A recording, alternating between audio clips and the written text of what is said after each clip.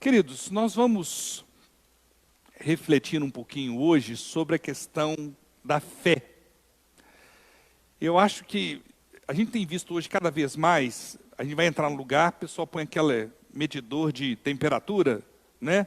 Eu estou até querendo comprar para a igreja e ficar metido, o povo chegar lá e apontar aquele negócio para a testa dos outros, sabe? Metideza danada. E eu queria comprar, mas não achei ainda, já pesquisei, um instrumento para medir a fé, né? Deixa eu ver como é que está a sua fé, Dimitri. A gente vai lá e tem um medidor de fé. Depois eles arrumam um nome para esse medidor aí, que eu pensei, mas não ficou bom o nome que eu imaginei. Não? Então, se alguém tiver um nome bom aí, depois a gente faz a patente, né? Cria a patente disso aí e vai ganhar dinheiro com esse negócio. Eu queria saber qual que é o tamanho de sua fé. Você para pensar na questão da fé? Qual que é o seu discernimento sobre fé? Eu acho que tem muita gente que fala assim, fala alguma coisa sobre fé. Aí a pessoa fala Hebreus 11:1, né? É um dos poucos versículos que a pessoa sabe de cor. Ora, a fé é a certeza daquilo que esperamos e a prova das coisas que não vemos. E daí? Quais são as implicações na sua vida sobre a questão da fé? Qual que é o seu discernimento sobre como você exercita a sua fé? A questão da fé é fundamental para a maneira com a qual lidamos com o dia a dia da nossa vida. A sua fé é o termômetro de como você se comporta nas mais diversas situações que você tem. E eu queria contar uma historinha, né, que eu acho que vai ilustrar um pouquinho. Existia uma cidade, um equilibrista muito famoso, e ele resolveu fazer um número que nunca antes, já ouviram essa expressão, nunca antes, da história desse país, né? Mas não é esse não, é outro equilibrista. E ele falou assim, eu vou fazer um número que nunca ninguém jamais fez esse número. E ele conseguiu amarrar uma corda bamba entre um penhasco de uma montanha e o alto de outra montanha, com centenas de metros entre as duas montanhas. E ele propagou pela cidade e as cidades circunvizinhas que ele iria atravessar as duas montanhas naquela corda sem equipamento nenhum de segurança. Queridos, eu tenho tanto medo de altura que varanda de prédio, eu não gosto de chegar em varanda de prédio, eu não tenho pavor de altura. Mas esse sujeito não era eu. Ele não tinha medo de altura. E no dia marcado, uma multidão tinha subido nas montanhas para vê-lo atravessar, então, na corda bamba. E ele chegou, se concentrou, foi e conseguiu com muita maestria atravessar, e as pessoas gritaram, aplaudiram e falaram assim, você é o maior, você é sensacional, você é espetacular, a gente nunca viu nada disso. E alguns tão eufóricos falaram assim, faz o seguinte, volta de novo, faz o trajeto de volta de novo, nós cremos em você, nós temos fé que você é o melhor nesse negócio aí. E ele falou assim, tinha uma turma muito entusiasmada, né? E aí ele olhou para um daqueles que estavam mais eufóricos, pedindo para que ele voltasse. Falou assim, você confia que eu sou, então, o melhor equilibrista? Confio. Você crê que eu sou capaz de atravessar? Creio. Então faz o seguinte, sobe nas minhas costas e nós vamos atravessar junto. Aí você, opa, não. Aí não. Mas você não crê que eu sou bom? Não, eu creio. Mas subir nas suas costas e atravessar na corda bamba, isso aí eu não faço não. Pararam para pensar que existe uma diferença entre o que você declara de ter fé e efetivamente viver em fé? Falar que conhece a fé, que tem fé, é totalmente diferente de viver em fé. E eu queria ler um texto bíblico para os irmãos, e eu vou contextualizar. O texto está em Marcos, capítulo 4, e é o final de um dia. E esse texto, meus queridos, ele é narrado nos 3 evangelhos sinóticos, o anterior que fala acerca do dia que Jesus tirou para ensinar a multidão sobre as implicações de sermos participantes do reino de Deus. Em Mateus capítulo 13, nós temos lá 7 parábolas. Em Lucas capítulo 8 e Marcos capítulo 4. Jesus fala sobre as parábolas e no final do dia, vamos ler o texto, vou ler o texto para os irmãos, diz o seguinte, a partir do verso 33. Com muitas parábolas semelhantes, Jesus lhes anunciava a palavra, tanto quanto podiam receber. Não lhes dizia nada sem usar alguma parábola. Quando, porém, estava a sós com seus discípulos, explicava-lhes tudo. Naquele dia, ou seja, no dia que ele tinha ensinado diversas parábolas, ao anoitecer, disse aos seus discípulos, vamos, presta bem atenção, vamos atravessar para o outro lado. Deixando a multidão, eles o levaram no barco assim como estava. Outros barcos também o acompanhavam. Levantou-se um forte vendaval, e as ondas se lançavam sobre o barco, de forma que este foi se enchendo de água. Jesus estava na popa, dormindo com a cabeça sobre um travesseiro. Os discípulos o acordaram e clamaram, Mestre, não te importa que morramos? Ele se levantou, repreendeu o vento e disse ao mar, aquieta-se, acalme-se. O vento se aquietou e fez-se completa bonança. Então perguntou aos seus discípulos, por que vocês estão com tanto medo? Ainda não têm fé? Eles estavam apavorados e perguntaram uns aos outros, quem é este que até o vento e o mar lhe obedecem? Bem, o texto, meus queridos, fala que de repente começou um forte vento. E quem gosta de estudar geografia, principalmente geografia de Israel, sabe que de fato até hoje isso é muito comum, né? Existem barcos de turismo ali naquela região da geografia bíblica e os barqueiros hoje têm muito cuidado porque vem um vento, lá é uma depressão e de uma hora para outra o vento muda e aquele grande lago que chama Mar da Galileia faz ondas grandes e muitos barcos já se afundaram ali. Bom, a palavra de Deus nos fala que houve um grande vento, né, um forte vento, e a palavra no original que usada para nos entendermos o texto é megale no grego. E megale pode ser traduzido como grande, forte, completa. Grava isso aí. Ao que parece, de repente surgiu então um vento muito grande e começou a causar pavor nos discípulos. E é importante a gente entender que muitos dos discípulos de Jesus eram pescadores. Pescadores experientes que conheciam muito bem aquela região, mas mesmo estes pescadores experientes, calejados na lida do dia a dia, na pesca no Mar da Galileia, ficaram então apavorados. Nós cremos, inclusive, que o barco que Jesus usa para atravessar aquele mar para o outro lado, muito provavelmente era de um dos seus discípulos. É interessante que teve uma época que o mar lá baixou bastante e foi feita uma escavação arqueológica e descobriu-se então, meus queridos, um barco que foi, através de estudos, foi datado como do início da era cristã, muito provavelmente da época de Jesus. Esse barco, hoje restaurado, né, conservado, está dentro de um museu. Eu sou doidinho para ir lá. Quem quiser patrocinar minha ida lá, eu vou sem problema nenhum. O museu chama Igal Alon. Esse barco tem 9 metros de comprimento por 2,5 metros de largura. Muito provavelmente, Jesus estava dentro de um barco desse tipo.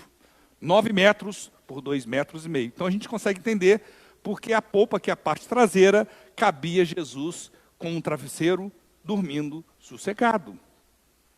Esse barco, inclusive, é interessante que ele tem 12 tipos de madeira diferentes. E os estudiosos chegaram à conclusão que tem 12 tipos porque era necessário fazer o reparo constantemente nesse barco e as pessoas, por falta de condições financeiras, não tinham condições de trocar o barco. Então, esse barco tem 12 tipos de madeiras diferentes. Estar em uma tempestade no meio do Mar da Galileia, à noite, como diz o texto, e à noite tudo complica, né? À noite, o negócio, quem tem filhos aí sabe, né? Menino passa mal só de noite, né, gente? Meio-dia, pronto-socorro está vazio. Vai 2 horas da manhã, no mais gostoso do sono, o menino fala assim, pai, aquilo dá até um arrepio, meus cresceram, graças a Deus, né? Agora eu sou doido para ser vô, para quando chorar eu falar assim, ô Ivan, vem cá que ele está chorando, né? Mas, no meio da noite, aquela agitação, aquele desespero, a situação começa a sair do controle. O barco começa a encher de água. Mas a despeito disso tudo, meus queridos, o texto bíblico nos conta que Jesus estava lá atrás do barco, dormindo.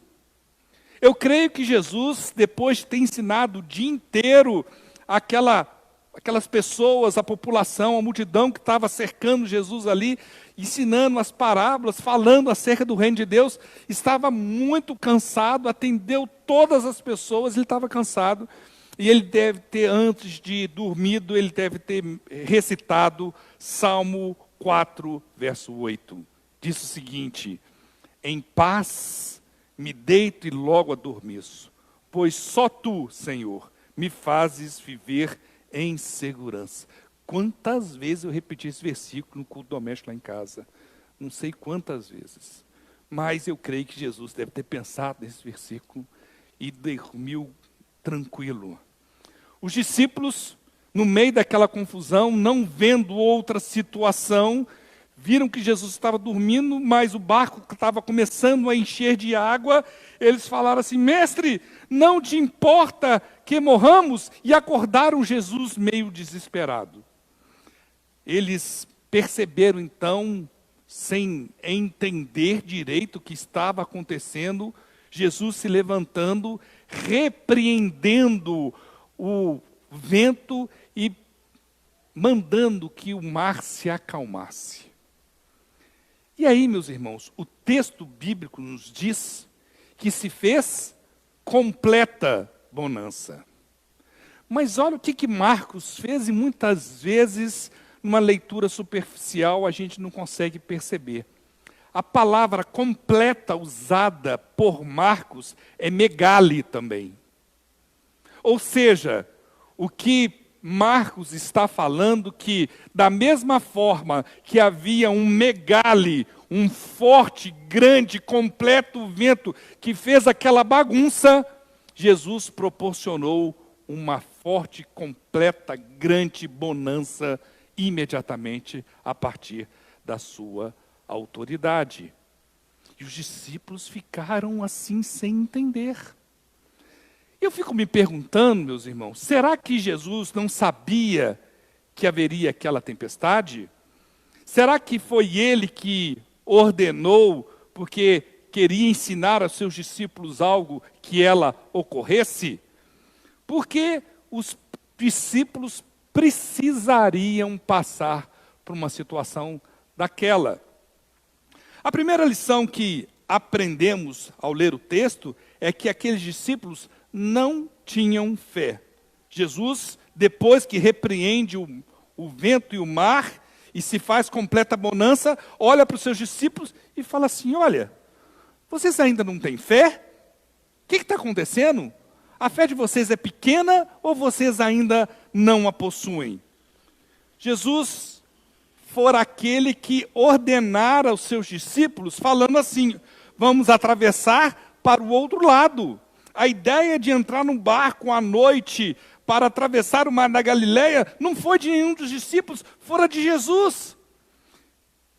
Quer dizer, se Jesus tinha falado isso, eles deveriam entender que eles chegariam do outro lado em total segurança. Mas nem o fato de Jesus ter mandado e nem o fato da presença de Jesus dentro do barco foi suficiente para acalmar o coração deles. E eu acho que muitas vezes, queridos, a gente quer entender melhor o que é o tal do milagre. O que é o tal do milagre? Como podemos entender o que é e o que não é um milagre? Milagre é todo aquilo que acontece que não depende da nossa vontade, nem da nossa condição de se realizar alguma coisa. Jesus, a palavra de Deus, nos revela, nos conta diversos milagres de Jesus. E os milagres de Jesus são sobre áreas sobre as quais eu e você, por nossa própria vontade, não temos condições de fazer. Jesus chegou para um cego de nascença e fez com que ele enxergasse. Então ele demonstrou autoridade sobre a doença. Hoje, se a gente tiver uma doença, a gente tem que ir ao médico, tomar remédio, internar. Tem um Covid aí, ó, né, todo mundo de máscara, e a gente fica preocupado se pegar, o que nós vamos fazer e tal. A gente não tem autoridade para restabelecer a nossa saúde a partir de uma palavra. Jesus ressuscitou os mortos. Lembra-se da história de Lázaro. Sai para fora, Lázaro. Jesus, além de autoridade sobre as doenças e sobre a morte, ele tinha também autoridade sobre elementos deste mundo. Você se lembra quando Jesus transformou água em vinho? Quando ele multiplicou pães e peixes para alimentar uma grande multidão de pessoas, cerca de 20 mil pessoas. Além disso, Jesus mostrou autoridade sobre os demônios. E neste caso aqui específico, demonstra autoridade sobre a natureza. Todas as áreas que nem eu nem você podemos fazer com que a situação mude. Eu já tentei a carne lá em casa multiplicar, mas não multiplica, acaba. E a Luciana fala, tem que comprar carne. Bem, Jesus passou o dia, então, ensinando os seus discípulos sobre o que era o reino de Deus, quais são as suas implicações, ao que se assemelha este reino, qual que é o sentimento daquele que pertence, esse sentimento de pertencimento ao reino de Deus, e ele queria saber se aqueles discípulos haviam aprendido de fato o que Jesus havia ensinado durante todo o dia. E eu acho que Jesus permitiu que aquela situação de tormenta fosse uma prova, né? A gente, as professoras aí sabem, né? Você dá a lição, depois você dá a prova para saber se o pessoal aprendeu a lição. Jesus passou o dia ensinando, você quero ver se meus discípulos aprenderam o que é o reino de Deus. Eu vou colocar uma prova para ver se eles aprenderam. Coloca eles no barco, tem uma tempestade, eles se apavoram e eles falam assim, vocês não entenderam nada. Homens de pequena fé.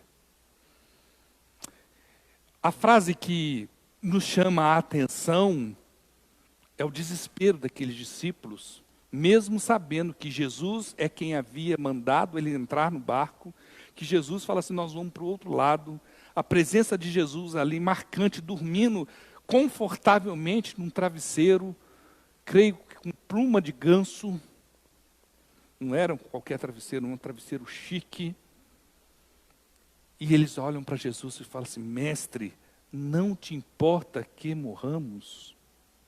Querido, quantas vezes eu e você, em certa medida, com as nossas palavras, com o nosso sentimento, a gente não faz exatamente a mesma coisa que estes discípulos. Quantas vezes, quantas coisas não saem do jeito que nós esperamos, quando as situações se complicam, diante de um problema que se apresenta, nós nos desesperamos e falamos assim para Deus, Senhor, o que está acontecendo? O Senhor vai permitir que isso aconteça? O Senhor não se importa comigo? O Senhor não se importa comigo? Certa vez, meus queridos, Davi estava passando por uma situação muito difícil na vida dele. E lá no Salmo 13, a partir do verso 1, ele faz uma oração semelhante aos discípulos dentro do barco. Porque aquele mestre, não te importa que morramos, é de fato uma oração. E Davi fala, e percebam aqui comigo, que por 3 vezes fala assim: até quando, Senhor? Olha o texto. Até quando, Senhor? Para sempre te esquecerás de mim? Até quando, Senhor? Esquecerá de mim, do teu rosto? Até quando terei inquietações e tristezas no coração dia após dia? Até quando o meu inimigo triunfará sobre mim 4ª vez? Olha para mim e responde, Senhor, meu Deus, ilumina os meus olhos, do contrário, dormirei o sono da morte. Os meus inimigos dirão, eu venci, e os meus adversários festejarão o meu fracasso. Eu, porém, confio em teu amor. O meu coração exulta em tua salvação. Quero cantar ao Senhor pelo bem que me tem feito. Mas no primeiro momento, o salmista falou assim: Senhor, até quando? Queridos, quantas vezes nós vivemos problemas que nós falamos, Senhor, até quando? Senhor, até quando? Senhor, não te importa que morramos? Olha a situação da minha família. Olha a situação do meu emprego. Olha a situação do meu relacionamento. Olha o que está acontecendo com os meus filhos. Até quando, Senhor? Até quando essa situação vai permanecer? O Senhor não vai agir de forma nenhuma. Queridos, eu creio que muitas vezes Jesus pergunta assim: puxa vida, você não tem fé, não? Você não consegue entender quem sou eu, o controle que eu tenho sobre as suas vidas, sobre a sua vida? Eu acho que a gente tem tanto consolo na palavra de Deus em relação a isso, e dos diversos, dezenas de textos. Eu selecionei 3 versículos, 3 textos bíblicos que podem nos trazer um pouco de conforto e consolo para os momentos de angústia. Isaías 59, verso 1, diz assim, Isaías 59, 1. Vejam, o braço do Senhor não está curto para que não possa salvar. O seu ouvido tão surdo que não possa ouvir. Então, o braço do Senhor alcança você em qualquer que seja a situação que você esteja vivendo. O ouvido do Senhor está atento ao seu clamor. Em João capítulo 14, verso 27, o próprio Jesus Cristo falou algo que deveria nos trazer consolo. Diz assim: deixo-lhes a paz, a minha paz eu lhes dou. Não a dou como o mundo a dá. Não se perturbem os seus corações, nem tenham medo. Que Jesus está falando assim, olha, a paz que eu dou para vocês não está condicionada à sua conta financeira, à sua conta do banco. A paz que eu dou para você não está condicionada à saúde. A paz que eu dou para você não está condicionada às coisas acontecerem da forma que você quer que aconteça. Não. A paz que eu dou transborda em seu coração, apesar de qualquer situação que você possa estar vivendo.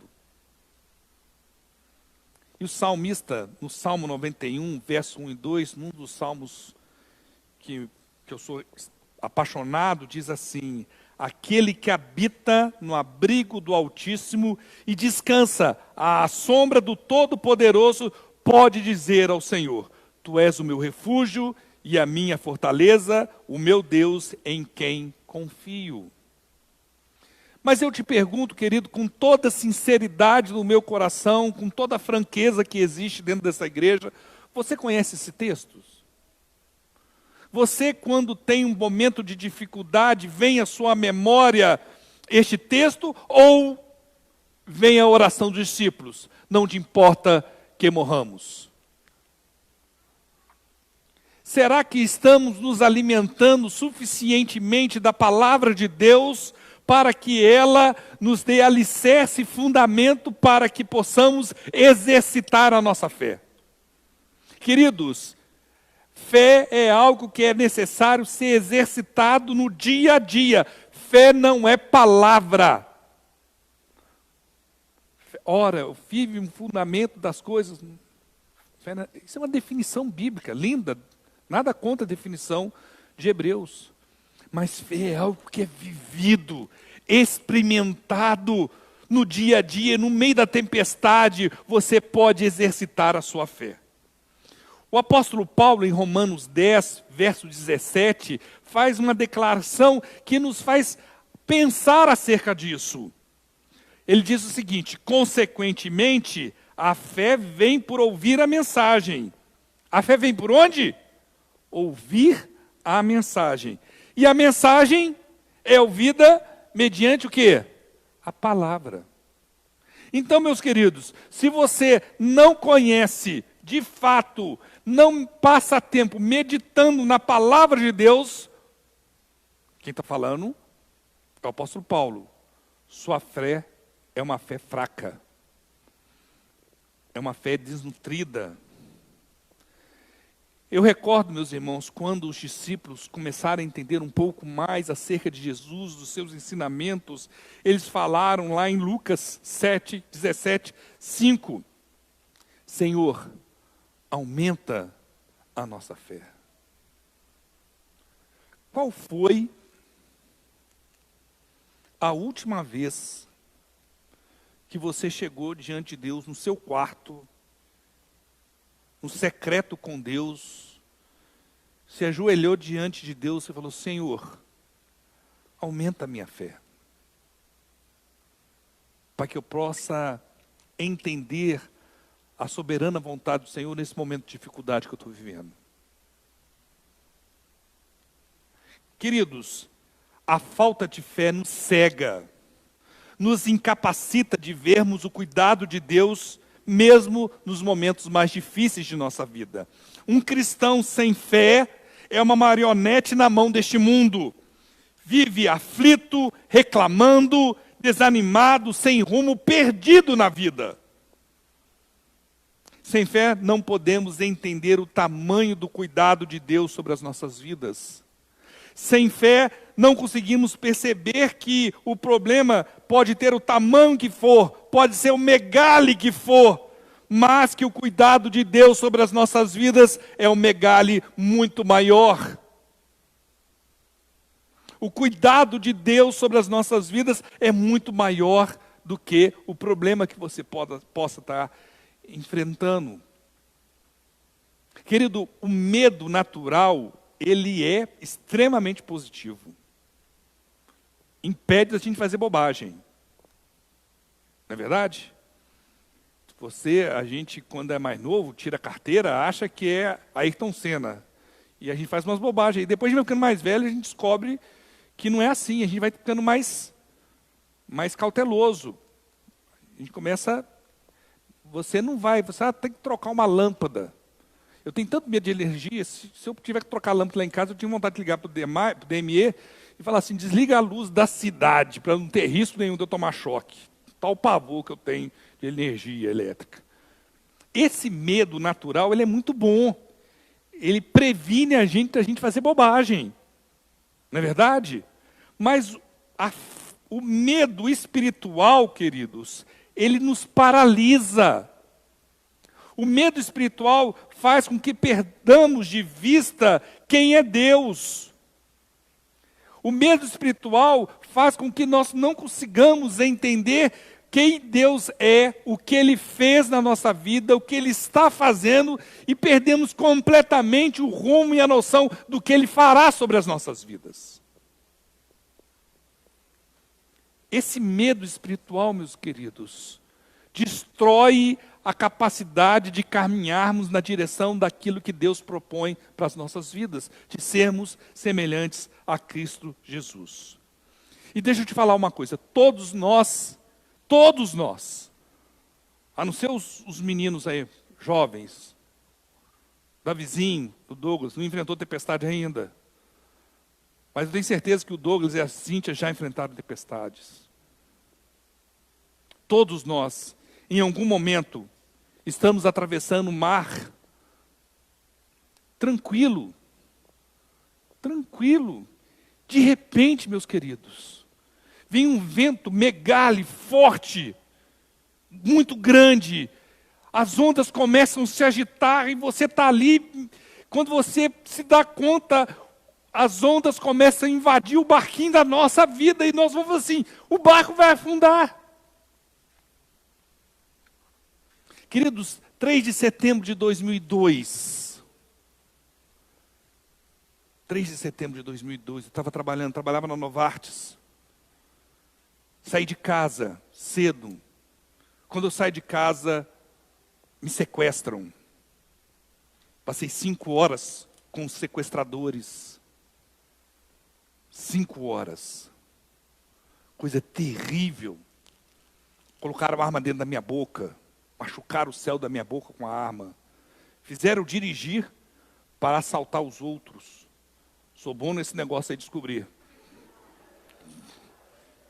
Ali, tem uns ali dando bobeira ali, ó, vamos lá. Fizeram dirigir para fazer assalto. O João Augusto tinha meses, o meu caçula, e eu falei assim, meu Deus, eu não vou ver o João Augusto crescer. Pensei que fosse morrer. Mas muito bem, depois de 5 horas, eles me liberaram. Passei um aperto terrível, não gosto de lembrar. Aí no outro dia eu fui levar o boletim de ocorrência lá no escritório da Novartis, porque tinham levado o notebook da Novartis, celular, tudo. Levaram sapato, cinto, aliança. Levaram tudo que podiam. E aí o pessoal falou, eu contando a história, eu percebendo que o meu chefe não estava muito... Sr. João Marcos, tem uma coisa para te falar. É porque você era para ser demitido ontem. Mas a gente não conseguiu falar com você porque eu estava sendo sequestrado, né? E eu, infelizmente, cara, eu tenho que te falar que você foi mandado embora. Produto que eu já era gerente na Novartis. O produto que você cuida está descontinuado e todo o pessoal da sua linha foi mandado embora ontem. Você ganhou um dia a mais de empresa. Eu falei assim, voltei para casa meio sem entender. De uma hora para outra, meus queridos, eu estava empregado, uma grande empresa, tinha uma função de prestígio, de uma hora para outra. Eu fui sequestrado um dia, no outro dia eu fui mandado embora com mais de 10 anos de empresa. Vocês entendem, queridos, que essa é a minha história, mas se eu chamar aqui qualquer um de vocês, vocês vão ter uma história para contar. Mas a gente percebe que, olha só, foi através daquela demissão que a minha vida tomou outro rumo, e pela graça e misericórdia de Deus, e para sacrifício de vocês, cheguei aqui em Poços de Caldas e sou pastor dessa igreja. É isso aí, cara. Do megale que foi aquela confusão na minha vida, Deus me deu o privilégio de ser pastor dessa igreja. Talvez se eu tivesse continuado no Novartis, eu não teria chegado aqui, meus irmãos. Eu creio que o nosso problema é que quando estamos diante de situações difíceis, quando o barco começa a entrar água, a gente para de olhar para Deus e olha só para a situação. Esse é um problema do medo espiritual. Você deixa de olhar, perceber que Jesus está no barco, tranquilo, descansando no poder de Deus, e você deixa de perceber a presença de Jesus no seu barco e olha só para as ondas. E aí você desespera. O medo natural é saudável, Mas o medo espiritual é extremamente nocivo para as nossas vidas. Enquanto o medo natural nos protege, o medo do espiritual nos afasta de Deus. Perdemos o foco. Perdemos o foco. Deixa eu dizer uma coisa para você. De tudo que nós conversamos hoje, eu queria que você guardasse uma coisa em seu coração. Toda vez que nós estamos em medo espiritual, você está declarando para Deus: eu não confio no Senhor. Toda vez que você se desespera diante de uma situação difícil, você está falando para Deus que você não confia no cuidado de Deus sobre a sua vida. E eu concordo que muitas vezes, meus queridos, nós não entendemos o que está acontecendo. Tem situações que batem na porta da gente, uma doença, a descoberta de situações na nossa família que a gente fala assim: meu Deus, até quando? Senhor, o Senhor não se importa comigo? Por que o Senhor deixou chegar nessa situação? Mas o fato é que quando os discípulos entenderam o cuidado de Deus sobre as suas vidas, quando os discípulos, de forma prática, conseguiram perceber o que Jesus estava falando acerca do reino de Deus e as implicações deste reino na vida deles, eles falaram assim: quem é este? Que até o vento e o mar lhe obedecem. Quem é este? O medo da tempestade se transformou em temor a Deus. Foi uma verdadeira teofania que eles viveram ali. Aquela experiência que a gente não consegue entender bem quando Deus faz algo que nos surpreende. Quantas vezes nós temos a oportunidade de ter experiências que a gente vê Deus falando assim: olha, você não merece não, mas eu vou te ajudar. Quantas vezes em nossa caminhada de oração, a gente vê de forma clara, incontestável, o cuidado de Deus sobre as nossas vidas. Não é verdade, Lícia? Tive uma experiência com a Lícia maravilhosa, uma verdadeira teofania. Licinha, se me permite contar, né, teve os gêmeos, e um dia ela ligou para mim, eu estava trabalhando ainda, né? Pastor, você tem como passar aqui em casa? Eu estava indo viajar. Eu falei: posso, eu estou indo viajar, mas passa aí primeiro. Passa aí correndo. E ela falou assim: pastor, os meninos nasceram bem, graças a Deus, não esqueço disso. Mas tem 7 dias, não era isso? E eu ainda não conseguia amamentar meus filhos. Eu queria muito amamentar meus filhos. E eu falei assim: Licinha, eu estou com pressa, preciso viajar. Você crê que Deus pode fazer com que você alimente seus filhos? Creio. Vamos orar? Oramos. Licinha está aí, ó. Ela disse que quando eu cheguei no elevador, começou a jorrar leite. E amamentou os meninos, que está aquelas 2 bolas. Tira a coluna de qualquer um do lugar. Depois ela me chamou: pastor, vamos orar para acabar com esse negócio, que os meninos tão grandes e não querem parar de mamar. Ora para secar esse leite. Não aguento mais. A segunda parte é brincadeira. Queridos, quantas vezes nós experimentamos o cuidado de Deus? Essa experiência que nos faz entender que Deus é Deus. Ele está no controle. E que nós perdemos muito porque nós não exercitamos a nossa fé. A nossa fé, a nossa falta de fé não pode nos afastar de Deus. Quanto mais eu conheço a palavra de Deus, mais confiança eu tenho que Deus é Deus. Quanto mais eu medito na palavra de Deus, maior é a minha fé que eu não estou aqui por acaso. Quanto mais eu leio e estudo a palavra de Deus, eu entendo que Deus teve um cuidado tão grande por minha vida que enviou Jesus para morrer em favor dos meus pecados. Quanto mais eu medito na palavra de Deus, eu tenho discernimento que esse sentimento de pertencimento ao reino de Deus é algo que faz a minha vida ter sentido. Em Jeremias, capítulo 29, a partir do verso 11, tem uma declaração desse profeta que não é linda não, é lindíssima. Porque sou eu que conheço os planos que tem para vocês, diz o Senhor. Planos de fazê-lo prosperar e não de lhes causar dano. Planos de dar-lhe esperança e um futuro. Então vocês clamarão a mim, virão orar a mim e eu os ouvirei. Vocês me procurarão e me acharão quando me procurarem de todo o coração. Queridos, precisamos procurar a Deus de coração, se entregando a Ele, entendendo que Ele é o Deus Todo-Poderoso, que pode acalmar qualquer tempestade pela qual passamos. Vocês me procurarão e me acharão quando me procurar de todo o coração. Eu me deixarei ser encontrado por vocês, declara o Senhor. E os trarei de volta do cativeiro. Eu os reunirei de todas as nações, de todos os lugares para onde eu os dispersei. E os trarei de volta para o lugar de onde os deportei, diz o Senhor.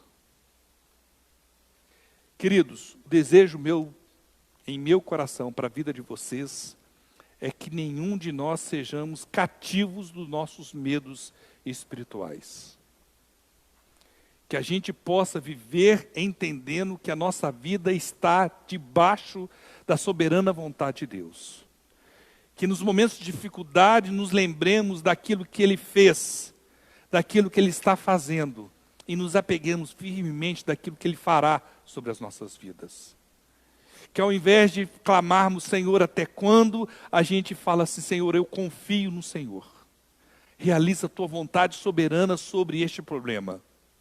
Porque o Senhor é o meu Deus. O Senhor está dentro do barco da minha vida. E eu confio que onda nenhuma é capaz de afundar este barco. Que a gente possa pedir com sinceridade, Senhor, aumenta a minha fé. Amém? Que Deus nos abençoe esta noite. As famílias que estão nos visitando, meu muito obrigado pela presença de vocês.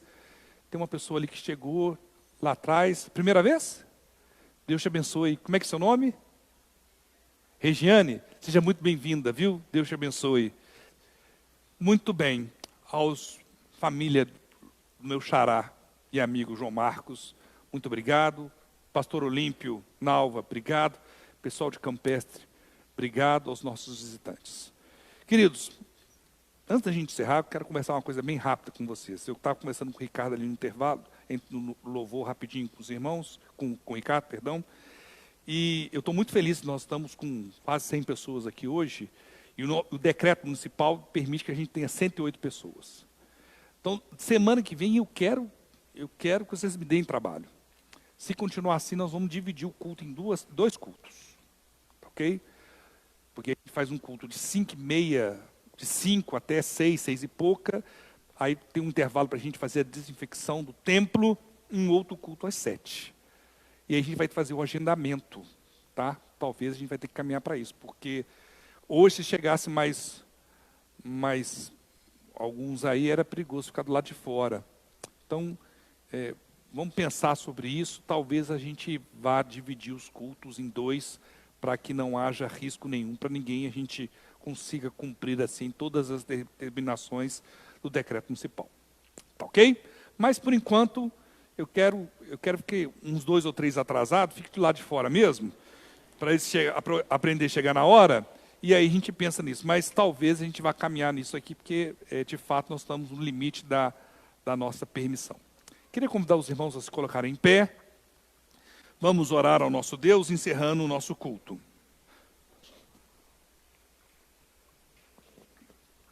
Quarta-feira, queridos, nós estamos estudando o Evangelho de João. Nós vamos começar quarta-feira uma nova caminhada com João, que é a terceira e última parte do Evangelho de João. E domingo pela manhã, vamos ter a primeira lição da Escola Bíblica Dominical das Lições. Quem quiser, uma revista por família foi adquirida ali, tá bom? Vamos orar? Eterno e soberano Deus, recebe esse culto como expressão do nosso amor ao Senhor. Obrigado, ó Pai, por esse privilégio de estarmos aqui. Esse culto foi para o Senhor porque esta igreja pertence ao Senhor. Toda a honra e toda a glória sejam dadas a Ti, ó Pai. Ó Pai, nós não queremos ser cristãos que declare, não te importa que morramos, mas queremos olhar para o Senhor e falar, Senhor, aumenta a nossa fé. Nos momentos que as coisas não estão de acordo com o que nós esperamos, ó Pai. Aumenta a nossa fé. Faz com que essa igreja seja reconhecida como um povo que tem prazer em meditar na palavra do Senhor. Uma fé alicerçada, de forma que a gente possa mostrar aos que estão ao nosso redor que a nossa alegria nasce de dentro do nosso coração, pela ação do Teu Espírito sobre as nossas vidas, ó Pai. Muito obrigado, ó Pai, por o privilégio de meditar na Sua palavra. Toma a vida de cada um dos Teus filhos agora, debaixo da Sua santa mão protetora. Ó Pai, e agora, que o amor de Deus, a graça do nosso Senhor e Salvador Jesus Cristo, a comunhão e as consolações do Espírito Santo de Deus, estejam sobre a vida desta igreja. Pai, estaremos aqui até o dia que o Senhor vier nos buscar. É no nome precioso de Jesus que oramos. Amém. Queridos, Deus os abençoe. Boa noite.